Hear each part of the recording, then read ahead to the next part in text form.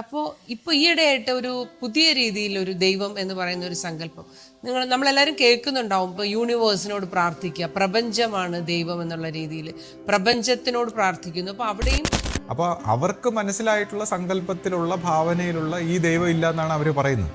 അല്ലാതെ ഈ ദൈവം എന്ന് പറയുന്ന ഒരു വിഷയത്തെക്കുറിച്ച് അവർ യഥാർത്ഥത്തിൽ ഒരു അന്വേഷണം നടത്തി അതിനൊരു തീർപ്പോ അനുഭവവശത്തിലോ അതിനൊരു തെളിച്ചമോ ഒന്നും എത്തിയിട്ടല്ല. അപ്പോൾ ഏത് അറിവിൽ ഏത് അനുഭവത്തിൽ നിന്നുകൊണ്ടാണ് ഓരോരുത്തർ ഈ നിഗമനങ്ങളിൽ എത്തുന്നത് നമുക്ക് പറയാൻ പറ്റില്ല. അപ്പോൾ സൂക്ഷ്മ തരമായിട്ട് അപ്പോൾ മനസ്സാണ് യൂണിവേഴ്സ്. ആ മനസ്സിൽ ലയിച്ച് മനസ്സ് ഹൃദയത്തിൽ ലയിച്ച് ഹൃദയത്തിൻ്റെ അപ്പുറത്താണ് ഈ പറയുന്ന ദൈവികമായിട്ടുള്ള ഒരു തലം തുടങ്ങുന്നത്. അപ്പോൾ ഈ സോഴ്സിൽ നിന്നാണ് ഇതെല്ലാം. നമ്മളെല്ലാവരും എന്തുകൊണ്ടാണ് ഈ പ്രാർത്ഥിക്കുന്നത്? എന്തിനാണ് ഈ പ്രാർത്ഥിക്കുന്നത്? ജീവിതത്തിൻ്റെ നന്മയ്ക്കും സന്തോഷത്തിനും ഐശ്വര്യത്തിനും ഒക്കെ വേണ്ടി നമ്മൾ പ്രാർത്ഥിക്കുന്നു, അല്ലെങ്കിൽ രോഗശാന്തിക്കും വിഷമങ്ങൾ മാറാനും.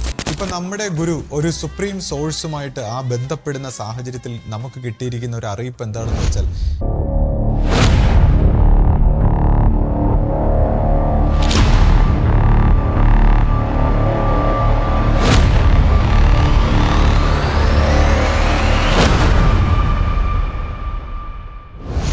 സദ്ഗുരുവേ ശരണം. എല്ലാവർക്കും ലൈഫ് ഡിവൈൻ്റെ പുതിയ എപ്പിസോഡിലേക്ക് സ്വാഗതം. ഇപ്പം ഇന്ന് നമ്മുടെ സ്പിരിച്വൽ ടോക്സ് ആണ്. അപ്പോൾ നമ്മളിപ്പം ദൈവം എന്ന് പറയുന്ന ആ ഒരു വിശ്വാസം മനുഷ്യർക്കെല്ലാവർക്കും ഉണ്ടല്ലോ.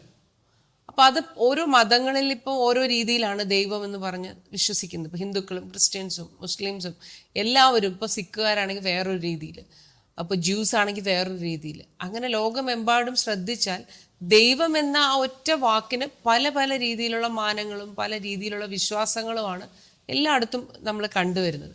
അപ്പോൾ അതങ്ങനെ ഇരിക്കുന്ന ഒരു വശത്ത്, അപ്പോൾ ഇപ്പോൾ ഈയിടെയായിട്ട് ഒരു പുതിയ രീതിയിൽ ഒരു ദൈവം എന്ന് പറയുന്ന ഒരു സങ്കല്പം നമ്മളെല്ലാവരും കേൾക്കുന്നുണ്ടാവും. ഇപ്പോൾ യൂണിവേഴ്സിനോട് പ്രാർത്ഥിക്കുക, പ്രപഞ്ചമാണ് ദൈവം എന്നുള്ള രീതിയിൽ പ്രപഞ്ചത്തിനോട് പ്രാർത്ഥിക്കുന്നു. അപ്പോൾ അവിടെയും ദൈവം എന്ന വാക്ക് ഉപയോഗിക്കാതെ എല്ലാം യൂണിവേഴ്സിനോട് ചോദിക്കാം. അവിടെയും കോൺസെപ്റ്റ് ദൈവം എന്ന് തന്നെയാണ്, പക്ഷെ അതിന് ഒരു പുതിയ വാക്ക് ഉപയോഗിച്ചാണ് ദൈവം എന്ന് പറയുന്നത്. എന്നാൽ ഇനി ഒരു വശത്ത് നോക്കിക്കഴിഞ്ഞാൽ ഇപ്പോൾ ഒരുപാട് പേര് ദൈവം ഇല്ല എന്ന് പറയുന്നുണ്ട്. ദൈവം ഇല്ല, അവർ പറയും ദൈവം ഇല്ല. അപ്പോൾ നമ്മൾ മനുഷ്യർ നമ്മുടെ രീതിയിൽ മനസ്സ് കാര്യങ്ങളൊക്കെ ആയിട്ട് നമ്മളങ്ങ് ജീവിച്ച് മരിക്കുന്നു. അപ്പോൾ ദൈവം ഉണ്ടെങ്കിൽ എന്ത്, ഇല്ലെങ്കിൽ എന്ത്. ഇപ്പോൾ സയൻസിൻ്റെ രീതിയിൽ ദൈവം ഉണ്ടെന്ന് തെളിയിക്കാൻ പറ്റിയിട്ടില്ല. അപ്പോൾ അതുകൊണ്ട് ദൈവമില്ല എന്ന് വിശ്വസിക്കുന്ന ആൾക്കാരുണ്ട് ഒരുപാട് പേര്. അപ്പോൾ സത്യം പറഞ്ഞാൽ എന്തൊരു ആശയക്കുഴപ്പമാണല്ലേ ഈ ഒരു വിഷയം എന്ന് പറയുന്നത്. ദൈവം എന്ന് പറയുന്നത് ഇത്രയും വലിയൊരു പ്രഹേളികയായിട്ട്, ഇത്രയും വലിയ ഒരു കൺഫ്യൂഷനായിട്ട് ഇങ്ങനെ ഈ ലോകത്ത് നിലകൊള്ളുന്ന ഒരു സത്യമാണ്. അപ്പോൾ ഇതിനെ നമുക്ക് എങ്ങനെയാണ് നമ്മൾ ദൈവം എന്ന് പറയുന്ന ആ ഒരു സത്യത്തെ നമ്മൾ എങ്ങനെ അറിയും, എങ്ങനെ മനസ്സിലാക്കും? അപ്പോൾ അത് നമ്മുടെ ജീവിതത്തിൽ നമുക്കത് എങ്ങനെയാണ് അതിൻ്റെ ഒരു അനുഭവം ഉണ്ടാവുന്നത്? ദൈവം എന്ന് പറയുന്ന ഒരു സത്യത്തെ നമുക്ക് എങ്ങനെ സാക്ഷാത്കരിക്കാൻ പറ്റും? അതിനെന്താണ് ഒരു മറുപടിയായിട്ട് ശ്രീക്ക് പറയാൻ കഴിയുന്നതാണ്? ഇത്രയും തർക്കങ്ങളൊക്കെ നിൽക്കുമ്പോൾ, പല രീതിയിലുള്ള അഭിപ്രായങ്ങളൊക്കെ നിൽക്കുന്ന ഈ ഒരു കാലഘട്ടത്തിൽ നമുക്ക് എന്താണ് അതിനൊരു മറുപടി കൊടുക്കാൻ കഴിയുക? കൂടാതെ വേറൊരു വിഷയമുണ്ട്. അതായത് ദൈവമുണ്ട് എന്നിപ്പോൾ നമ്മൾ സമ്മതിക്കുകയാണെങ്കിൽ പിന്നെ എന്തുകൊണ്ടാണ് ഇത്രയും പ്രശ്നങ്ങൾ ഈ ലോകത്ത് നിലനിൽക്കുന്നത് എന്നൊരു ചോദ്യം ഒരുപാട് പേര് ചോദിക്കുന്നത് ഞാൻ കേട്ടിട്ടുണ്ട്. അപ്പോൾ അതിനൊരു മറുപടി പറയാമോ? സദ്ഗുരുവേ ശരണം. ഇപ്പോൾ ആദ്യം തന്നെ നമുക്ക് ദൈവമുണ്ടോ ഇല്ലയോ എന്നുള്ള ഒരു കാര്യത്തിലൊരു തീരുമാനത്തിലെത്തിയിട്ട് മുന്നോട്ട് പോകാം. ഇപ്പോൾ ദൈവമില്ല എന്ന് പറയുമ്പോൾ, ഇപ്പോൾ ശാസ്ത്രീയമായ ഒരു കാഴ്ചപ്പാടിൽ നമ്മൾ നോക്കുകയാണെങ്കിൽ ഇപ്പോൾ ദൈവമില്ല എന്ന് പറയുന്ന ഒരു വിഭാഗം, അപ്പോൾ അവരെ സംബന്ധിച്ച് ഈ ദൈവമില്ല എന്ന് പറയുന്നത് നമ്മൾ അന്ന് സൂക്ഷ്മമായിട്ട് ശ്രദ്ധിച്ചു കഴിഞ്ഞാൽ മനസ്സിലാകുന്നത്, അവർ മനസ്സിലാക്കിയിട്ടുള്ള കുറച്ച് ഭാവനകളും ചിന്തകളും, അവർ ദൈവത്തെക്കുറിച്ച് അവർക്കൊരു സങ്കല്പമുണ്ട്. അപ്പോൾ അവർക്ക് മനസ്സിലായിട്ടുള്ള സങ്കല്പത്തിലുള്ള ഭാവനയിലുള്ള ഈ ദൈവം ഇല്ല എന്നാണ് അവർ പറയുന്നത്. അല്ലാതെ ഈ ദൈവം എന്ന് പറയുന്ന ഒരു വിഷയത്തെക്കുറിച്ച് അവർ യഥാർത്ഥത്തിൽ ഒരു അന്വേഷണം നടത്തി അതിനൊരു തീർപ്പോ അനുഭവവശത്തിലോ അതിനൊരു തെളിച്ചമോ ഒന്നും എത്തിയിട്ടല്ല. അവർ ഈ കണ്ടും കേട്ടും പറഞ്ഞും അവരുടെ ഭാവനയിൽ അല്ലെങ്കിൽ കഥാ സ്വഭാവത്തിൽ, പുരാണ സ്വഭാവത്തിലൊക്കെ കേട്ടിട്ടുള്ള കാര്യങ്ങളില്ല എന്നാണ് അവർ പറയുന്നത്. അപ്പോൾ അതുകൊണ്ട് തന്നെ നമുക്ക് അവരുടെ ആ നിഗമനത്തെ ഒരു ശാസ്ത്രീയമായ നിഗമനം എന്ന് പറയാൻ പറ്റില്ല. കാരണം അന്വേഷിച്ച് അതിനൊരു കണ്ടെത്തൽ അല്ലെങ്കിൽ ഈ പറഞ്ഞൊരു തിരിച്ചറിവ് വന്നാൽ മാത്രമല്ലേ നമുക്കതിനെ എടുക്കാൻ പറ്റൂ. അപ്പം അതൊരു ശാസ്ത്രീയമായ നിഗമനമല്ല. അവരുടെ സങ്കല്പത്തിലും നമ്മൾ കേട്ടിട്ടുള്ളതില്ല എന്ന് പറയുന്നു. അത് വിട്ടേക്കാം. പിന്നെ ഇനി ദൈവം എന്നുള്ള രീതിയിൽ ആധ്യാത്മികമായ മാർഗത്തിൽ അല്ലെങ്കിൽ സ്പിരിച്വൽ ആയിട്ടുള്ള പാത്തിൽ നമ്മൾ ദൈവം എന്ന് ഉദ്ദേശിക്കുന്നത് എന്താണ്? അപ്പോൾ ദൈവമെന്ന് ഉദ്ദേശിക്കുമ്പോൾ നമ്മുടെ സോഴ്സ് എല്ലാത്തിനും, നമ്മൾ ഈ കാണപ്പെട്ട സൃഷ്ടിയും അല്ലെങ്കിൽ നമ്മുടെ ജീവിതവും ജന്മവും എല്ലാ കാര്യങ്ങളുടെയും ഒരു സോഴ്സ് ആയിട്ടുള്ള ഒരു തലത്തെയാണ് നമ്മൾ ദൈവികമായിട്ടുള്ള ഒരു തലമായിട്ട് നമ്മൾ പരിഗണിക്കുന്നത്. അപ്പോൾ ഈ സോഴ്സ് എന്ന് പറയുമ്പോൾ ഈ സോഴ്സിലേക്ക് എങ്ങനെ എത്തും അല്ലെങ്കിൽ സോഴ്സിനെ എങ്ങനെ അറിയുമെന്നുള്ളതാണ്.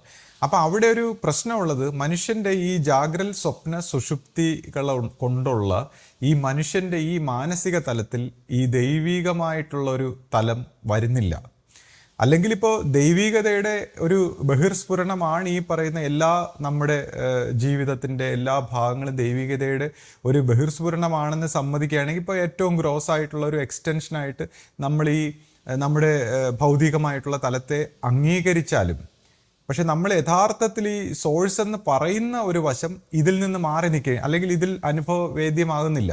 അപ്പോൾ ഇതിനെ അനുഭവവേദ്യമാകണമെങ്കിൽ ഈ ജാഗ്രൽ സ്വപ്ന സുഷുപ്തി എന്ന് പറയുന്ന തലം കടന്ന് യൂണിവേഴ്സലായിട്ടുള്ള ഒരു തലം കടന്ന് മനസ്സിനെ അതിവർത്തിച്ച് നിൽക്കുന്ന ഒരു തലത്തിലേക്ക് എത്തണം. അതായത് ഒരു 8th ഡയമെൻഷനിലൊക്കെ എത്തിയാൽ മാത്രമേ ട്രൂ ആയിട്ടുള്ള ഈ ദൈവികത എന്നുകൊണ്ട് ഉദ്ദേശിക്കുന്ന വിഷയത്തിലേക്ക് കടക്കുന്നുള്ളൂ. മറ്റതെല്ലാം നമ്മൾ ഈ മെൻ്റലായിട്ടുള്ള തലത്തിൽ മൈൻഡിൻ്റെ ഒരു തലവുമായിട്ട് ബന്ധപ്പെട്ടാണ് സംസാരിക്കുന്നത്. അല്ലെങ്കിൽ മൈൻഡിൻ്റെ തലവുമായി ബന്ധപ്പെട്ടിട്ടുള്ള നമ്മുടെ സൂക്ഷ്മ സ്വഭാവത്തിലുള്ള ഓരോ എൻറ്റിറ്റി, ഓരോ തലങ്ങൾക്കും ഒരു പ്രത്യേകമായ അറിവും ഇൻ്റലിജൻസും ഉണ്ട്. അപ്പോൾ 3 ഡയമെൻഷനിൽ ആയിട്ടുള്ള ആ ഒരു ഡയമെൻഷനിൽ നിൽക്കുന്ന നമ്മളെ സംബന്ധിച്ച് ഇത് കാണാൻ പറ്റുന്നില്ല അല്ലെങ്കിൽ ഇതിനെക്കുറിച്ച് അറിയാൻ പറ്റുന്നില്ല. അടുത്ത തലങ്ങളിലേക്ക് പോകുമ്പോൾ ഓരോ തലത്തിലും വികസിക്കുന്നതിനനുസരിച്ച് ഓരോ തലത്തിലാണ് മനുഷ്യൻ്റെ അറിവ്. അപ്പോൾ ഏത് അറിവിൽ ഏത് അനുഭവത്തിൽ നിന്നുകൊണ്ടാണ് ഓരോരുത്തർ ഈ നിഗമനങ്ങളിൽ എത്തുന്നത് നമുക്ക് പറയാൻ പറ്റില്ല. അപ്പോൾ സൂക്ഷ്മ തരമായിട്ട് വികസിച്ച് പോകുമ്പോൾ ഉണ്ടാകുന്ന ഒരു അനുഭവമാണ്. അതുകൊണ്ടാണ് പറയുന്നത് ഇത് എല്ലാവർക്കും ഈ നമ്മുടെ ഈ ഇന്ദ്രിയ ഗോചരമായിട്ടുള്ള നമ്മുടെ ഈ ഔട്ട്സൈഡ് പെർസെപ്ഷൻ കൊണ്ടോ അല്ലെങ്കിൽ ലോജിക്ക് കൊണ്ടോ ബുദ്ധി കൊണ്ടോ ഒന്നും ചിന്തിക്കാൻ പറ്റുന്ന ഒരു കാര്യമല്ല ഈ ദൈവികത എന്ന് ഉദ്ദേശിക്കുന്നത്. അപ്പോൾ സോഴ്സിനെ കുറിച്ചാണ്. അപ്പോൾ അതുകൊണ്ടാണ് നമ്മൾ പറയുന്ന ഗുരുക്കന്മാരിപ്പോൾ ബുദ്ധനെ കുറിച്ച് ഒരു എൻലൈറ്റൻമെന്റ് ഉണ്ടായി, അല്ലെങ്കിൽ ചില ഗുരുക്കന്മാർക്ക് ചില പ്രത്യേകമായ അവസ്ഥകളിലൂടെ അദ്ദേഹം, അതായത് മനുഷ്യൻ ഇന്ന് വരെ നിലനിൽക്കുന്ന ഒരു കോൺഷ്യസ്നെസ്സിൻ്റെ ബോധതലത്തിനെ കംപ്ലീറ്റ് ആയിട്ട് ട്രാൻസെൻഡ് ചെയ്ത് പുതിയ ഒരു അവയർനെസ്സിലേക്ക് വരുന്നു. അപ്പോൾ അത്തരക്കാർക്കാണ് ഈ ഒരു പെർസെപ്ഷൻ അദ്ദേഹത്തിൻ്റെ ഒരു വളർച്ചയ്ക്കനുസരിച്ച് ചിലപ്പോൾ അത് പ്രകാശ സ്വഭാവത്തിലായാലും അല്ലെങ്കിൽ ശബ്ദ സ്വഭാവത്തിലായാലും അല്ലെങ്കിൽ അനുഭവ സ്വഭാവത്തിലായാലും ഇതിനെക്കുറിച്ചൊക്കെ മനസ്സിലാകുന്നതും വികസിക്കുന്നതും ഒക്കെ ഓരോരുത്തരുടെ കോൺഷ്യസ്നെസ്സിൻ്റെ വികാസം അനുസരിച്ചാണ്. അപ്പോൾ ഈ വികാസ സ്വഭാവത്തിൽ ഇതിനൊന്നും നമ്മൾ വികസിച്ച് വരാത്ത വ്യക്തികളുടെ കൺക്ലൂഷനാണ് നമ്മൾ ഈ പൊതുവെ നമ്മൾ തർക്ക സ്വഭാവത്തിൽ ഉന്നയിക്കുന്നത്. ഇപ്പോൾ സോഴ്സ് എന്ന് തന്നെ പറയുമ്പോൾ, അല്ലെങ്കിൽ ഇപ്പോൾ നമ്മളിപ്പോൾ ഈ ഭാവന സ്വഭാവത്തിലുള്ള കഥകളൊക്കെ കേട്ട് വെച്ചിട്ട് ആ കഥകളെക്കുറിച്ചാണ് ഇവർ ഈ നിഗമനം, അതായത് സൃഷ്ടാവാം ദൈവം എന്നൊക്കെ പറയുമ്പോൾ ഈ സൃഷ്ടാവ് എന്തോ ഒരാളിങ്ങനെ സൃഷ്ടി നടത്തുന്ന പോലെ, ഈ ശില്പം സൃഷ്ടിക്കുന്ന പോലെയൊക്കെയാണ് അവർ കരുതുന്നത്. പക്ഷേ ഈ സൃഷ്ടാവെന്ന് പറയുമ്പോൾ ഇത് എന്തിൽ നിന്ന് ഉരുത്തിരിഞ്ഞ് വന്നു എന്നുള്ള അർത്ഥത്തിലാണ്. ഇതെങ്ങനെയാണ് ഈ ജീവിതമാകുന്ന അല്ലെങ്കിൽ ലൈഫാകുന്ന നമ്മുടെ മെറ്റീരിയലിസ്റ്റിക് ആയിട്ടുള്ള നമ്മുടെ ഈ വേൾഡൊക്കെ ഇത് എങ്ങനെ ഉരുത്തിരിഞ്ഞ് വരുന്നു എന്നുള്ള അർത്ഥത്തിലാണ് ഈ സൃഷ്ടാവെന്ന് പറയുന്നത്. അല്ലാതെ ഈ ഒരാളിരുന്ന് ഇങ്ങനെ പ്രതിമ ഉണ്ടാക്കുന്ന പോലെ സൃഷ്ടിക്കുന്നു എന്നുള്ള അർത്ഥത്തിലല്ല. അപ്പോൾ അതിനെക്കുറിച്ച് മനസ്സിലാക്കണം. ഇപ്പോൾ ശാസ്ത്രീയമായ ഒരു കാഴ്ചപ്പാട് നമ്മൾ നോക്കുകയാണെങ്കിൽ, ഇപ്പോൾ നമ്മുടെ ഗ്രോസ് ആയിട്ടുള്ള ഭൂമി എന്ന് പറയുന്ന ഒരു തലം, മെറ്റീരിയലിസ്റ്റിക് ആയിട്ടുള്ള മെറ്റീരിയൽസ് ചേർന്നിട്ടുള്ള ഈ തലം നമ്മൾ നോക്കുകയാണെങ്കിൽ ജലത്തിൽ ലയിക്കുന്നു. അത് മെറ്റീരിയൽ ആയിട്ടുള്ള പലതും ജലത്തിൽ ലയിച്ചു ചേരുന്നു, അല്ലെങ്കിൽ ലിക്വിഡ് ഫോമിലേക്കാകുന്നു. എല്ലാം ചൂട് കൂടുമ്പോഴും ഒക്കെ നമ്മൾ ശ്രദ്ധിച്ചിട്ടുണ്ട്, എല്ലാം ലിക്വിഡ് ഫോമിലേക്കാകുന്നു. അപ്പോൾ ഈ ജലമെന്ന് പറയുന്നത് എന്താണ്? ജലം അഗ്നിയിൽ ലയിക്കുന്നു. അതായത് ജലം ചൂടായി കഴിഞ്ഞാൽ അത് നീരാവിയായി വായുവായി മാറുന്നു. അപ്പോൾ ഭൂമി ജലത്തിലേക്ക് വന്നു, ജലം അഗ്നിയിൽ വരുമ്പോൾ, അല്ലെങ്കിൽ 2 വായുക്കൾ ചേർന്നതാണ് ഈ ജലം എന്ന് പറയുന്നത്. അപ്പോൾ അത് കത്തിക്കഴിയുമ്പോഴത്തേക്കൊക്കെ അത് നീരാവിയായിട്ട് മാറുന്നു, അല്ലെങ്കിൽ അതിനെ സ്പ്ലിറ്റ് ചെയ്ത് നമുക്ക് 2 വായുക്കൾ തന്നെ തിരിച്ചാക്കാൻ പറ്റുന്നു. അപ്പോൾ ജലം വായുവിൽ അഗ്നിയിൽ ലയിച്ച്, അഗ്നി വായുവിൽ ലയിച്ച് അവസാനം വായു ആകാശത്തിൽ ലയിക്കുന്നു. അപ്പോൾ ഇതിൻ്റെ എല്ലാം ഒരു സോഴ്സ് ആകാശം എന്ന് പറയുന്ന ഒരു വളരെ സൂക്ഷ്മമായ ഒരു തലത്തിൽ നിന്നാണ് ബാക്കിയെല്ലാം ഇങ്ങനെ പരിണമിച്ചുണ്ടായ ഒരു ഇൻ്റലിജൻസിൻ്റെ ഭാഗമായിട്ട്, അതിൻ്റെ പ്രോഗ്രാമാണ്. ആ പ്രോഗ്രാമിൻ്റെ ഭാഗമായിട്ട്, അല്ലെങ്കിൽ പ്രോഗ്രാമിനെ നമുക്ക് സങ്കല്പം എന്ന് പറയാം. അപ്പോൾ ഒരു സങ്കല്പ സ്വഭാവത്തിൽ ഇങ്ങനെയൊക്കെ പരിണമിച്ച് വന്നിരിക്കുന്നു. ഇനി ആകാശം എവിടെ നിന്ന് ഉണ്ടായി? അപ്പോൾ ആകാശം വരെയുള്ള ഒരു തലം നമുക്ക് സയൻറ്റിഫിക്കായിട്ട് കൺസീവ് ചെയ്യാൻ പറ്റുന്നു. അപ്പോൾ ആകാശം എവിടെ ഉണ്ടായി? അപ്പോൾ ആകാശത്തെ നമ്മൾ സ്പിരിച്വൽ തലത്തിൽ വരുമ്പോൾ അത് ഹൃദയാകാശവുമായി ബന്ധപ്പെട്ട് മനസ്സിൽ ലയിക്കുന്നു.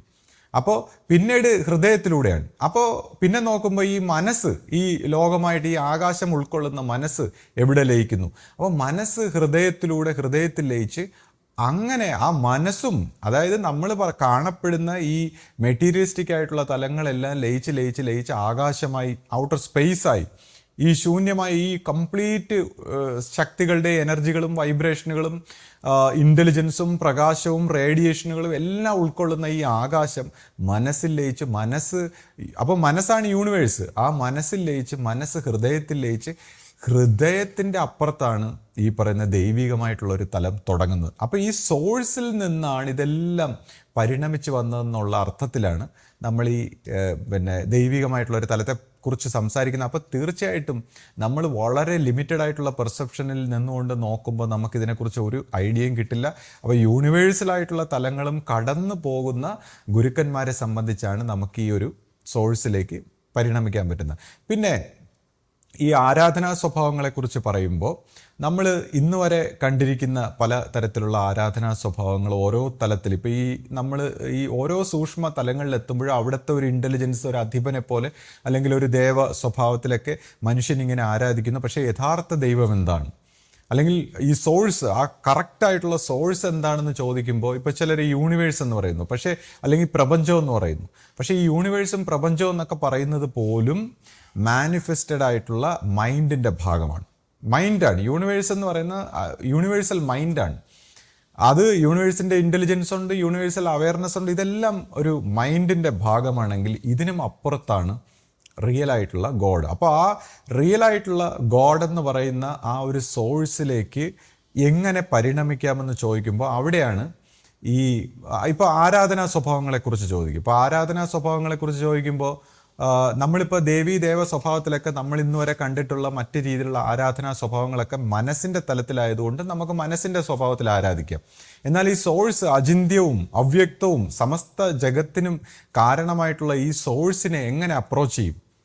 അപ്പോൾ ഈ മനസ്സ് ഒടുങ്ങുന്നത് എങ്ങനെയാണ്? നമ്മൾ ചിന്തിച്ചു കഴിഞ്ഞാൽ മനസ്സൊടുങ്ങുന്നത് സ്നേഹത്തിലാണ്.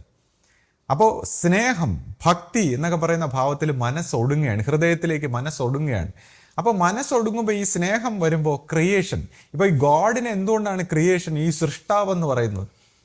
സ്നേഹം എന്ന് പറയുന്ന മനസ്സൊടുങ്ങി വരുന്ന ആ അവസ്ഥയാണ് ഈ ക്രിയേഷൻ്റെ ഒരു തലം. ഇപ്പോൾ തന്നെ ഒരു മാതാവും പിതാവും വന്നു കഴിയുമ്പോൾ അവരുടെ സ്നേഹത്തിൻ്റെ ഒരു ഭാവത്തിൽ സൃഷ്ടി നടക്കുന്നു എന്ന് നമ്മൾ പറയുന്നു. സ്നേഹം, അവർ രണ്ടുപേരും, ഒരു സ്ത്രീയും പുരുഷനും സ്നേഹത്തിൽ വരുമ്പോൾ സൃഷ്ടി നടക്കുന്നു, ക്രിയേറ്റർ ആവുന്നു.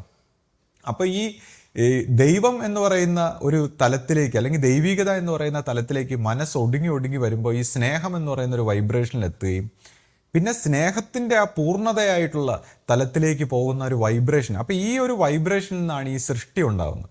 അപ്പോൾ നമ്മളെല്ലാവരും എന്തുകൊണ്ടാണ് ഈ പ്രാർത്ഥിക്കുന്നത്? എന്തിനാണ് ഈ പ്രാർത്ഥിക്കുന്നത്? ജീവിതത്തിൻ്റെ നന്മയ്ക്കും സന്തോഷത്തിനും ഐശ്വര്യത്തിനും ഒക്കെ വേണ്ടി നമ്മൾ പ്രാർത്ഥിക്കുന്നു, അല്ലെങ്കിൽ രോഗശാന്തിക്കും വിഷമങ്ങൾ മാറാനും.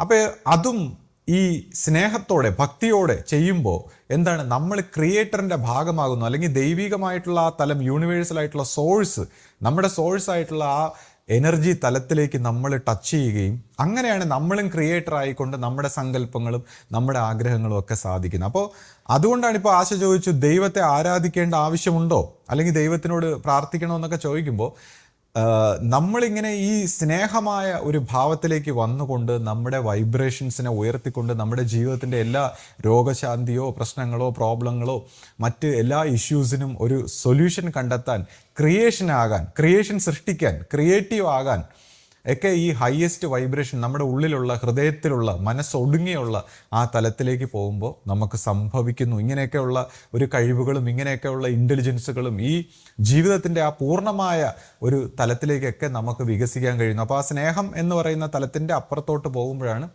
ഇതെല്ലാം സംഭവമാകുന്നത്. അതുകൊണ്ടാണ് ഇപ്പോൾ ഗോഡ് ഈസ് ലവ്, ജീസസ് പറഞ്ഞിരിക്കുന്നു, ഗോഡ് ഈസ് ലവ്. ആ ഫ്രീക്വൻസി, ഹയസ്റ്റ് ഫ്രീക്വൻസി ആയിട്ടൊക്കെ പറയുന്ന മനുഷ്യൻ്റെ സോഴ്സിലേക്ക് വരുമ്പോൾ ഉള്ള ഒരു ഫ്രീക്വൻസി ആയിട്ട് പറയുന്നു. അപ്പോൾ തന്നെ ഈ ഗോഡിനെ, ഇങ്ങനെയുള്ള അചിന്ത്യവും അവ്യക്തവും സമസ്ത ജഗത്തിൻ്റെയും ഈ സോഴ്സ് ആയിട്ടിരിക്കുന്ന ആ ഇൻ്റലിജൻസിനെ എങ്ങനെ അപ്രോച്ച് ചെയ്യും? നമുക്ക് മനസ്സുകൊണ്ട് ഒരു രീതിയിൽ അപ്രോച്ച് ചെയ്യാൻ പറ്റുന്നില്ല. അപ്പോഴാണ് ആ ദൈവികമായിട്ടുള്ള ആ ഒരു ഇൻ്റലിജൻസ് തന്നെ തന്നിരിക്കുന്ന ഒരു ഉപാധി എന്ന് പറഞ്ഞാൽ ഗുരുമാർഗം. അതായത് ഒരു ഗുരു, ഏത് ഗുരുവാണോ ഈ മനസ്സിൻ്റെ എല്ലാ തലങ്ങളും പൂർത്തീകരിച്ച് ഈ അവബോധത്തിലെത്തി, ഈ സോഴ്സ് ആയിരിക്കുന്ന ബോധത്തിലെത്തി, തൻ്റെ ബോധം ഈ ബോധത്തിൽ ലയിച്ച് തൻ്റെ വ്യക്തിബോധങ്ങളും വ്യക്തിഭാവനകളും അഹന്തയെല്ലാം കടന്ന് ഈ സോഴ്സിൽ ലയിച്ച് നിൽക്കുമ്പോൾ, ആ സോഴ്സിൽ ലയിച്ച് നിൽക്കുന്ന വ്യക്തിത്വത്തെ സ്വരൂപമായി പ്രവർത്തിച്ചുകൊണ്ട് ഒരു ഗുരുസ്വരൂപത്തിലൂടെ, ഗുരുമാർഗത്തിലൂടെയാണ് ഈ ആരാധന. ഈ ആ സോഴ്സിൻ്റെ ആരാധന അത് മാത്രമാണ് സംഭവിക്കുന്നത്. മറ്റെല്ലാ തരത്തിലുള്ള ആരാധനകളും ഈ പറഞ്ഞതുപോലെ ദേവീ ദേവ സ്വഭാവത്തിൽ അല്ലെങ്കിൽ മനസ്സിൻ്റെ തലത്തിലുള്ള ആരാധനയാവുമ്പോൾ, ഗുരുമാർഗത്തിൽ ഗുരുവിനെ ആരാധിക്കുമ്പോൾ, പരമമായ ആ സാക്ഷാത്കാര സ്വഭാവത്തിലെത്തിയ ഗുരുവിനെ, പൂർണ്ണനായ ഗുരുവിനെ ആരാധിക്കുമ്പോൾ, ഈ ഗുരോർ ബ്രഹ്മ ഗുരുർ വിഷ്ണു ഗുരു സാക്ഷാൽ പരബ്രഹ്മം തസ്മൈ ശ്രീ ഗുരുവേ നമ എന്ന് പറയുന്ന ആ പരമമായ എല്ലാത്തിനും കാരണസ്വരൂപനായ ആ ഗുരുവിലൂടെയാണ് നമ്മൾ ഈ പരമമായ സോഴ്സിലോട്ടുള്ള ആരാധന ചെയ്യേണ്ടതെന്നുള്ളതാണ് അതിൻ്റെ രീതി. ഇനി ഇപ്പോൾ ആശ ചോദിച്ചു അവസാനം, ഇപ്പോൾ ഇത്രയും പ്രശ്നങ്ങൾ എന്തുകൊണ്ടാണ്? ദൈവം എന്ന് പറയുന്ന ഈ സോഴ്സ് എന്ന് പറയുന്ന ഈ ശക്തി എപ്പോഴും നമ്മുടെ എല്ലാ കാര്യങ്ങളിലും ഈ സാക്ഷി സ്വഭാവത്തിൽ ഇങ്ങനെ ഉണ്ടെന്ന് പറയുമ്പോൾ എന്തുകൊണ്ടാണ് ഈ ലോകത്തിൽ ഇത്രയും പ്രശ്നങ്ങൾ? അപ്പോൾ ഒന്നാമത് ഈ പ്രശ്നങ്ങളെല്ലാം ഉണ്ടാക്കുന്നത് നമ്മളാണ്. അത് ഒരു കാര്യം. മനുഷ്യനായിട്ടുള്ള നമ്മുടെ ഈ ലോകത്തിലുള്ള എല്ലാ പ്രശ്നങ്ങളും ഉണ്ടാക്കുന്നത് നമ്മൾ മനുഷ്യർ തന്നെയാണ്. അതൊന്ന്. ഇനി പ്രകൃതി ദുരന്തങ്ങൾ പോലും അല്ലെങ്കിൽ കാലാവസ്ഥ ദോഷങ്ങളും യുദ്ധങ്ങളും തുടങ്ങി എല്ലാ കാര്യങ്ങളും മനുഷ്യൻ്റെ മനസ്സിൻ്റെ ദുഷിച്ച ഭാവത്തിൽ നിന്ന്, നെഗറ്റീവായിട്ടുള്ള സ്റ്റേറ്റിൽ നിന്ന് ഉരുത്തിരിഞ്ഞ് വരുന്നതാണെന്നുള്ളതാണ് ഗുരുക്കന്മാരുടെ കണ്ടെത്തൽ. ആത്മീയമായിട്ടുള്ള ഒരു തലത്തിൽ അന്വേഷിച്ച് പോകുന്ന ഗുരുക്കന്മാരുടെ കണ്ടെത്തൽ എല്ലാ തരം പ്രകൃതി ദുരന്തങ്ങൾ പോലും അല്ലെങ്കിൽ നെഗറ്റീവായിട്ടുള്ള എല്ലാ ഇതിനും കാരണം മനുഷ്യൻ്റെ മനസ്സ് ദുഷിച്ച് അല്ലെങ്കിൽ പ്രവൃത്തിയും ചിന്തയും എല്ലാം കളക്റ്റീവായിട്ട്, ഒരു വ്യക്തിയുടെ എന്നല്ല, കളക്റ്റീവായിട്ട് ഇത് കാലാകാലങ്ങൾ കൊണ്ട് നശിക്കുമ്പോഴാണ് അതോ പ്രതിപ്രവർത്തിച്ച് ഇത് ഇങ്ങനെയൊക്കെയുള്ള പ്രശ്നങ്ങളായിട്ട് വരുന്നത്. അപ്പോൾ ഇതിന് കാരണം നമ്മൾ മനുഷ്യരാണ്, അല്ലെങ്കിൽ മനുഷ്യൻ്റെ മനസ്സിൻ്റെ കുഴപ്പമാണ്. അപ്പോൾ മനുഷ്യൻ എന്തുകൊണ്ട് ഇങ്ങനെ ആയിപ്പോയി? ഇപ്പോൾ മനുഷ്യരെ അങ്ങനെ കുറ്റം പറയാനും നമുക്ക് പറ്റില്ല. കാരണം മനുഷ്യൻ എന്തുകൊണ്ട് ഇങ്ങനെ ആയിപ്പോയി, മനുഷ്യൻ്റെ വാസന എന്തുകൊണ്ട് ഇങ്ങനെ ആയി, ഇത്രയും നെഗറ്റീവായിട്ടുള്ള റോങ് ആയിട്ടുള്ള ഒരു സ്റ്റേറ്റിലേക്ക് പോകുന്ന ഒരു മനസ്സ് എന്തുകൊണ്ട് നമുക്കുണ്ടായി, എന്തുകൊണ്ട് നമുക്ക് റൈറ്റ് ആയിട്ടുള്ള ഒരു മനസ്സ് കിട്ടിയില്ല? അങ്ങനെ നോക്കുമ്പോൾ ഇപ്പോൾ ഗുരുക്കന്മാരൊക്കെ പറയുന്നു, ഗുരുക്കന്മാർ മെഡിറ്റേറ്റ് ചെയ്തൊക്കെ നോക്കിയപ്പോൾ ഇത് പറയുന്നു, ഹ്യൂമൻ കോൺഷ്യസ്നെസ്സിന് ഒരു എറർ സംഭവിച്ചു, ഒരു മിസ്റ്റേക്ക് സംഭവിച്ചു. എത്രയോ മില്യൺസ് ഓഫ് ഇയേഴ്സ് ബാക്ക് നോക്കുമ്പോൾ മനുഷ്യരാശിയുടെ ബോധമണ്ഡലത്തിൽ ഒരു തെറ്റ് സംഭവിച്ചു, ഒരു മിസ്റ്റേക്ക്. എന്നിട്ട് മിസ്റ്റേക്കായിട്ട് റോങ് ആയിട്ടൊരു ഇവല്യൂഷൻ ഉണ്ടായിരിക്കുന്നു. അപ്പോൾ അത് നമ്മളെ സംബന്ധിച്ച് ഇപ്പോൾ ശാന്തിഗിരിയിൽ നോക്കുമ്പോൾ നമ്മുടെ ഗുരു ഇങ്ങനെ ഒരു മിസ്റ്റേക്കിനെ കുറിച്ച് ഇത്ര യുഗങ്ങളായിട്ട് സംഭവിച്ച ഒരു മിസ്റ്റേക്ക്, ഒരു ആചാര്യ സ്വഭാവത്തിൽ ഏറ്റവും, അതായത് കോസ്മിക് തലങ്ങളെല്ലാം കടന്ന ഒരു ഗുരു സ്വഭാവത്തിൽ, അല്ലെങ്കിൽ സാധാരണ മനുഷ്യന് സംഭവിച്ചല്ല, ഒരു മിസ്റ്റേക്ക് സംഭവിച്ചതായിട്ടും അങ്ങനെ നെഗറ്റീവായിട്ട് പരിണമിച്ചതായിട്ടൊക്കെ ഗുരു പറഞ്ഞ് നമ്മൾ കേട്ടിട്ടുണ്ട്. മറ്റ് മതസ്വഭാവത്തിലായാലും മറ്റ് പല ഗുരുക്കന്മാരും ഇങ്ങനെയുള്ള ഒരു അഭിപ്രായം, ഹ്യൂമൻ കോൺഷ്യസ്നെസ്സിന് എന്തെങ്കിലും ഒരു നെഗറ്റീവ് ഇവല്യൂഷൻ സംഭവിച്ചിട്ടുണ്ടോ എന്നൊക്കെ ഗുരുക്കന്മാരെല്ലാം സംസാരിച്ചിരിക്കുന്നത് നമ്മൾ കേട്ടിട്ടുണ്ട്. അപ്പോൾ എന്തായാലും ഈ നമ്മുടെ നെഗറ്റീവ് സ്വഭാവങ്ങളുടെ അല്ലെങ്കിൽ നെഗറ്റീവായിട്ടുള്ള ഇഷ്യൂസിൻ്റെ എല്ലാം കാരണം നമ്മൾ മനുഷ്യരാണ്. അത് നെഗറ്റീവായിട്ടുള്ള ഒരു മൈൻഡിൻ്റെ ഇവല്യൂഷൻ കൊണ്ട് സംഭവിച്ചതാണ്. അപ്പോൾ ആ നെഗറ്റീവായിട്ടുള്ള ഇവല്യൂഷനെ മാറ്റി നമ്മളെല്ലാവരും ഈ സ്നേഹത്തിൻ്റെ, ശാന്തിയുടെ, സമാധാനത്തിൻ്റെ ഒരു കേന്ദ്രത്തിലേക്ക് വന്നാൽ നമുക്ക് വീണ്ടും നമ്മുടെ ജീവിതങ്ങളും നമ്മുടെ പ്രകൃതിയും എല്ലാത്തിനെയും നമുക്ക് ഹാർമോണിയസ് ആക്കി പഴയ രീതിയിൽ വളരെ മനോഹരമാക്കിയൊക്കെ എല്ലാം ശാന്തി സമാധാനത്തോടു കൂടിയൊക്കെ എടുക്കാമെന്നുള്ളതാണ് ഗുരുക്കന്മാർ നമുക്ക് കാണിച്ചു തരുന്ന ഒരു വഴി. അപ്പോൾ അതിൽ തന്നെ ഞാൻ പറഞ്ഞു നേരത്തെ, ഗുരുമാർഗമാണ് ഈ അബ്സല്യൂട്ടായിട്ടുള്ള സുപ്രീം ഗോഡിനെ അഭിമുഖീകരിക്കാനുള്ള ഒരു വഴി. മറ്റെല്ലാ തരത്തിലുള്ള ആരാധനാ മാർഗങ്ങൾ ഇപ്പോൾ നമ്മൾ ഈ പറയുന്ന നിലനിൽക്കുന്ന പല സ്വഭാവത്തിലുള്ള, ഇപ്പോൾ അനേക ഗുരുക്കന്മാർ, ഈ നമ്മൾ കേട്ടിരിക്കുന്ന മത സ്വഭാവത്തിലൊക്കെയുള്ള എല്ലാ ഗുരുക്കന്മാരും ആ ബ്രഹ്മനിശ്ചയപ്രകാരം ആ സുപ്രീം കോൺഷ്യസ്നെസ്സിൻ്റെ പൂർത്തീകരണത്തിലേക്ക് വേണ്ടി വന്നതാണെന്നും അവരുടെ പ്രവർത്തനങ്ങൾ പല രീതിയിൽ അവർക്ക് പ്രവർത്തിക്കുമ്പോൾ തടസ്സങ്ങളുണ്ടായതും അവരെ തന്നെ ഈ ലോകത്തിലുള്ള മനുഷ്യരെ അപായപ്പെടുത്താനും നശിപ്പിക്കാനും അവരുടെ ആശയങ്ങളൊക്കെ നശിപ്പിക്കാനൊക്കെ ശ്രമിച്ചതൊക്കെ നമ്മൾ ചരിത്രത്തിൽ വായിച്ചിട്ടുണ്ട്. അപ്പോൾ റിയൽ ആയിട്ടുള്ള ആ ഗോഡിൻ്റെ പൂർണ്ണമായിട്ടുള്ള ഒരു സംഭവം അല്ലെങ്കിൽ ആ ഒരു ആശയം അല്ലെങ്കിൽ ആ ഒരു സത്യം ഇവിടെ എസ്റ്റാബ്ലിഷ് ചെയ്യാൻ സമ്മതിക്കാതെ നന്മ തിന്മകളുടെ ഒരു നെഗറ്റീവായിട്ടുള്ള ഒരു വളരെ റോങ് ആയിട്ടുള്ള ഒരു കൺസെപ്റ്റാണ് ഇപ്പോൾ നമ്മുടെ ഇവിടെ നിലനിൽക്കുന്ന. അപ്പോൾ ഈ നിലനിൽക്കുന്ന ഈ ഒരു അവസ്ഥയിൽ നിന്ന് മോചനം നേടാൻ എന്താണ് വഴി, അല്ലെങ്കിൽ ഗുരുമാർഗം എങ്ങനെ അതിനെല്ലാം സഹായിക്കുന്നു, അങ്ങനെ നമ്മുടെ ഈ മനസ്സിൻ്റെ ഈ നെഗറ്റീവായിട്ടുള്ള അവസ്ഥയിൽ നിന്ന് നമ്മളെ ഉയർത്തി എടുത്ത് നമ്മുടെ സോഴ്സിലേക്ക് കൊണ്ടുവന്ന് നമ്മളെ തന്നെ ആ ക്രിയേറ്ററുടെ ഭാഗമായി നിന്നുകൊണ്ട് നമ്മുടെ ജീവിതത്തിൻ്റെ എല്ലാ ക്രിയേഷനും എല്ലാ പോസിറ്റിവിറ്റിയും നമ്മളെ കൊണ്ട് ഉണ്ടാക്കിപ്പിക്കാൻ നമ്മൾ തന്നെ ഉണ്ടാക്കണം. അല്ലാതെ എന്തെങ്കിലും ഒരു നിഗ്രഹമോ സിദ്ധി അത്ഭുതങ്ങളോ കാണിച്ചിട്ടല്ല. ഇപ്പോൾ ഈ സിദ്ധിയും അത്ഭുതങ്ങളും തുടങ്ങിയിട്ടുള്ള കാര്യങ്ങളെല്ലാം ഈ മനസ്സിൻ്റെ തലത്തിൽ മനസ്സിൻ്റെ വളരെ താഴ്ന്ന തലത്തിലുള്ള കാര്യങ്ങളാണ്. ഈ മാജിക്കും സിദ്ധികളും അത്ഭുതങ്ങളെല്ലാം സുപ്രീമായിട്ടുള്ളൊരു ഗോഡായിട്ടുള്ള ഈ ഗുരുക്കന്മാർ സിദ്ധിയും അത്ഭുതങ്ങളുടെയും അല്ലെങ്കിൽ അതുപോലെ മനുഷ്യരെ തെറ്റിക്കുന്ന അല്ലെങ്കിൽ മനുഷ്യരെ ഭ്രമിപ്പിക്കുന്ന അല്ലെങ്കിൽ മനുഷ്യരെ വഴിതെറ്റിക്കുന്ന സ്വഭാവത്തിലല്ല. അത് സ്നേഹത്തിൻ്റെ, ശാന്തിയുടെ, സത്യത്തിൻ്റെ വഴിയിലേക്ക് നയിക്കുന്നതാണ്. ആ ഗുരുക്കന്മാരുടെ സാമീപ്യത്തിൽ ഈ ഗോഡ് ഈസ് ലവ് എന്ന് പറയുന്ന ആ ക്രിയേറ്റീവായിട്ടുള്ള എനർജി അവൈലബിൾ ആകുമ്പോൾ നമുക്ക് എല്ലാ ക്രിയേഷനുമുള്ള അല്ലെങ്കിൽ നമുക്ക് എല്ലാ പൂർണ്ണതയിലേക്ക് നയിക്കാനുള്ള ഒരു വഴിയാണ് ഗുരുമാർഗം തുറന്നു തരുന്നത്. അപ്പോൾ അത്തരത്തിലുള്ളൊരു ഗുരുമാർഗം ത്തിൻ്റെ വക്താക്കളായിട്ടുള്ള ഇപ്പോൾ ഞാനും ആശയമൊക്കെ ഇത്തരത്തിലുള്ള ഒരു ഗുരുമാർഗത്തിൻ്റെ ഭാഗമായി ജീവിക്കുന്നവരാണ്. അപ്പോൾ ഈ ഒരു ഗുരുമാർഗത്തിലൂടെ ആ സുപ്രീം ഓൾമൈറ്റി ഗോഡായിട്ടുള്ള ആ ദൈവികമായിട്ടുള്ള ഒരു സ്വഭാവത്തിലേക്ക് എല്ലാവരെയും അല്ലെങ്കിൽ എല്ലാവർക്കും ആ നന്മ ലോകത്തിന്, ഇതൊരു മതസ്വഭാവത്തിലോ അല്ലെങ്കിൽ ജാതിയോ ഒരു സെക്ടോ അല്ലെങ്കിൽ മറ്റു രീതിയിലല്ല, എല്ലാവർക്കും ആ സുപ്രീം ഗോഡിൻ്റെ ഒരു നന്മ അല്ലെങ്കിൽ ശാന്തി ഉണ്ടാകണമെന്നുള്ളതാണ് നമ്മുടെ പ്രാർത്ഥന. അപ്പോൾ ആ പ്രാർത്ഥന ഞാൻ നമ്മുടെ ഈ ചാനലിലൂടെ നമ്മുടെ വ്യൂവേഴ്സായിട്ടുള്ള അല്ലെങ്കിൽ ലോകത്തിലേക്ക് ആ പ്രാർത്ഥന എത്തട്ടെ എന്ന് ഞാൻ ആഗ്രഹിക്കുന്നു. ശ്രീ, ഞാനൊരു കാര്യം ചോദിച്ചോട്ടെ. അതായത് ഇപ്പോൾ നമ്മുടെ ഗുരുപരമ്പര എന്ന് പറയുന്നത് സുപ്രീം ഗോഡിൻ്റെ ആ ഒരു ഗുരുപരമ്പരയാണല്ലോ. അങ്ങനെ ഒരു ഗുരുപരമ്പരയിൽ എന്തുകൊണ്ടാണ് ഇപ്പോൾ നമ്മുടെ അഭിവന്ദ്യ ശിഷ്യപൂജിത ഗുരുവിൻ്റെ കാലത്ത് കുറേ പേർക്ക് അത് വിശ്വസിക്കാനോ അല്ലെങ്കിൽ അതിനോട് യോജിക്കാനും കഴിയാതെ മാറി നിന്ന് വളരെ മോശമായ രീതിയിലൊക്കെ പ്രവർത്തിക്കാനുള്ള കുറച്ച് പേരാണെങ്കിലും അവരുടെ മനസ്സിൽ എന്തുകൊണ്ട് അങ്ങനെ ഒരു തിരിവ് വന്നിരിക്കുന്നു? യഥാർത്ഥത്തിൽ സുപ്രീം കോടതിൻ്റെ ഒരു പരമ്പരയിൽ പോലും ഇങ്ങനെ എന്തുകൊണ്ടാണ് വന്നിരിക്കുന്നത്? ഇപ്പം നമ്മൾ പറയുന്നു, ഇപ്പോൾ ഒരു സുപ്രീമായിട്ടുള്ള ആ ഒരു സോഴ്സിൽ നിന്ന് നയിക്കപ്പെടുന്ന അല്ലെങ്കിൽ ആ സോഴ്സുമായിട്ട് ബന്ധപ്പെട്ട് നയിക്കപ്പെടുന്ന ഒരു പരമ്പരയാണ് നമ്മുടെ പരമ്പര എന്ന് പറയുമ്പോൾ പോലും, അല്ലെങ്കിൽ ഗുരു നമുക്ക് അല്ലെങ്കിൽ ആ ബ്രഹ്മനിശ്ചയപ്രകാരം അറിയിച്ചു എക്കാലവും ഇവിടെ അനുഭവശാലിയായിട്ടുള്ള ഒരു ഗുരു ഉണ്ടാകും എന്ന ഒരു അറിയിപ്പിൻ്റെ പുറത്ത് പ്രവർത്തിക്കുന്ന ഒരു പരമ്പരയാണെങ്കിലും എന്തുകൊണ്ട് ഈ പരമ്പര എല്ലാ അർത്ഥത്തിലും ആദ്യം തൊട്ടേ വളരെ സ്മൂത്തായിട്ട് പോകുന്നില്ല എന്നുള്ളൊരു സംശയം, അല്ലെങ്കിൽ ഇപ്പോൾ കുറച്ച് പേരെങ്കിലും ഇതിനകത്ത് എങ്ങനെ തെറ്റുന്നു അല്ലെങ്കിൽ ഇങ്ങനെയുള്ള ചില സംശയങ്ങളൊക്കെ ഉണ്ടാകുന്നു എന്ന് ചോദിക്കുമ്പോൾ, ഇപ്പം നമ്മുടെ ഗുരു ഒരു സുപ്രീം സോഴ്സുമായിട്ട് ആ ബന്ധപ്പെടുന്ന സാഹചര്യത്തിൽ നമുക്ക് കിട്ടിയിരിക്കുന്ന ഒരു അറിയിപ്പ് എന്താണെന്ന് വെച്ചാൽ, ഏറ്റവും അറിവില്ലാത്ത താഴ്ന്ന ഒരു സ്വഭാവത്തിൽ ഒരു പരമ്പരയായിട്ട് ഇതിനെ വളർത്തിക്കൊണ്ടുവരാം. ആദ്യം തൊട്ടേ ഒന്നേന്ന് ഇതിനെ തുടങ്ങി കൊണ്ടുവരാനാണ് ആ ദൈവനിശ്ചയം. കാരണം പല രീതിയിലും ഏറ്റവും അറിവുള്ളവർക്കും ബുദ്ധിമാന്മാർക്കും ഏറ്റവും നല്ല രീതിയിലെല്ലാം ഇതിനെ തിരുത്തിക്കൊണ്ടുവരാൻ ശ്രമിക്കുമ്പോൾ അവിടെ എല്ലാം പല രീതിയിൽ മിസ്റ്റേക്ക് സംഭവിച്ചത് മനസ്സിലാക്കിയിട്ട്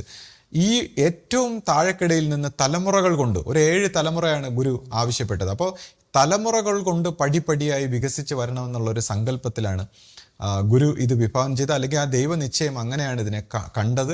അപ്പോൾ എന്ത് പറ്റിയെന്ന് വെച്ചാൽ, നമ്മുടെ ഈ ഒരു അറിവില്ലാത്ത ഒരു സ്വഭാവത്തിലുള്ള ഒരു പരമ്പരയായപ്പോൾ ഈ ഒരു സാക്ഷാത്കാര സ്വഭാവത്തിൽ ഒരു ഗുരുശിഷ്യ ബന്ധത്തിൽ എങ്ങനെ ഈ സുപ്രീമായിട്ടുള്ള ഗോഡിലേക്ക് ഒരു കോൺഷ്യസ്നെസ് മേർജ് ചെയ്യുന്നു എന്നുള്ളൊരു വിഷയം അറിയാത്ത ഒരു സ്വഭാവം വന്നപ്പോൾ, സാധാരണ ഒരു സ്വഭാവത്തിൽ ഇപ്പോൾ ഒരു ഫൗണ്ടർ ഗുരുവിൻ്റെ ഒരു കാലഘട്ടം കഴിഞ്ഞപ്പോൾ അഭിവന്ദ്യ ശിഷ്യപൂജിത ഗുരുവിൻ്റെ ഒരു കാലഘട്ടമൊക്കെ എത്തിയപ്പോൾ ഈ ഗുരുക്കന്മാരുടെ ശരീര മനസ്സുകൾ കണ്ടിട്ട് സാധാരണ മനുഷ്യരെ പോലെയൊക്കെ കണ്ടിട്ട് നമ്മൾ നമ്മുടെ ബുദ്ധി ചെലുത്തി പലരും അവരവരുടെ ഓരോരുത്തരുടെയും, നമ്മളിപ്പോൾ പണ്ടൊക്കെ പറയും അല്പജ്ഞാനം ആപത്താണ്. ഇപ്പോൾ ഒരു സയൻറ്റിഫിക് മേഖലയിലായാലും ഇപ്പോൾ ഡോക്ടർമാരായാലും എഞ്ചിനീയർമാരായാലും ആരായാലും അല്പജ്ഞാനം കൊണ്ട് ഓരോ കാര്യങ്ങൾ ചെയ്തു കഴിഞ്ഞാൽ ആപത്താണ്. അതുപോലെ ആത്മീയ മേഖലയിലായാലും കുറച്ച് അല്പജ്ഞാനത്തിൽ കുറച്ച് കാര്യങ്ങളൊക്കെ മനസ്സിലാക്കിയിട്ട് നമ്മൾ നിഗമനം ചെയ്ത് അങ്ങോട്ട് സംസാരിക്കാനും പ്രവർത്തിക്കാനും ചിന്തിക്കാനും നമ്മുടെ ബുദ്ധിയൊക്കെ ചിന്തിക്കാനും തുടങ്ങിയപ്പോൾ ഈ ഗുരുപരമ്പരയിൽ എങ്ങനെ ഈ രണ്ടാമത്തെ ഗുരു ഈ സത്യമായിട്ടുള്ള സത്യമായിട്ടുള്ള ആ ദൈവികമായിട്ടുള്ള ഒരു ബോധത്തിൽ ലയിച്ച് നിന്നുകൊണ്ട് പ്രവർത്തിക്കുകയാണ്, അല്ലെങ്കിൽ ആ സ്വന്തം വ്യക്തിത്വത്തെ അല്ലെങ്കിൽ സ്വന്തം വ്യക്തിത്വത്തിൻ്റെ സമൂലമായിട്ടുള്ള കർമ്മഗതികളും ശുദ്ധമായി ക്ലിയറായി അതിനെല്ലാം ലയിപ്പിച്ച ശേഷം ആ സത്യവുമായിട്ട് ചേർന്ന് നിന്ന് പ്രവർത്തിക്കുമ്പോൾ ആ ഗുരുവിനെ ഈ ദൈവികമായിട്ടുള്ള ഒരു സ്വരൂപമായിട്ട് എങ്ങനെ പ്രവർത്തിക്കുന്നു എന്നൊന്നും മനസ്സിലാക്കാതെ കുറച്ച് പേര് ഈ ബാലിശമായിട്ട് പഴയ വ്യക്തികൾ, അപ്പോൾ പഴയ സ്വഭാവത്തിലുള്ള ഒരുപാട് ശിഷ്യ സമൂഹത്തിൽ നിന്ന് ഇങ്ങനെയുള്ള ഒരു സംശയം ഉണ്ടായി. അപ്പോൾ അത് ഈ ആത്മീയ ഭാഗത്തുള്ള ഒരു അറിവില്ലായ്മയുടെ ഒരു വശത്തു നിന്നുണ്ടായത്. അങ്ങനെ സംസാരിക്കാനും പ്രവർത്തിക്കാനും ഒക്കെ തുടങ്ങിയപ്പോൾ ഇപ്പോൾ ചില വ്യക്തികളെങ്കിലും ഇപ്പോൾ പറഞ്ഞ് ഞാൻ കേട്ടിട്ടുണ്ട്, ഇപ്പോൾ ഈ പുതിയ തലമുറയിലുള്ള ആൾക്കാർ വന്നതിന് ശേഷമാണ് പല കുഴപ്പങ്ങൾ, അല്ലെങ്കിൽ ഗുരു വിഭാവനം ചെയ്തതുപോലെ അല്ല ആശ്രമ സ്വഭാവത്തിലെ ചില പ്രവർത്തനങ്ങൾ, ഇപ്പോൾ കാലഘട്ടത്തിൻ്റെ അനുസരിച്ച് വന്ന മാറ്റങ്ങളാണെങ്കിൽ പോലും പലരും ഇങ്ങനെ പറയുന്നത് ഞാൻ കേട്ടിട്ടുണ്ട്. പക്ഷേ എന്തുകൊണ്ടാണ് സത്യം പറഞ്ഞാൽ ചെറുപ്പക്കാരല്ല, പഴയ ഗുരുവിൻ്റെ കൂടെ നിന്നിട്ടുള്ള സീനിയേഴ്സ് ആയിട്ടുള്ള വിശ്വാസികളിലെ ഒരു ഭൂരിഭാഗം പേരിൽ നിന്നാണ് ഈ മിസ്റ്റേക്കുകളെല്ലാം വന്നേക്കുന്നത്.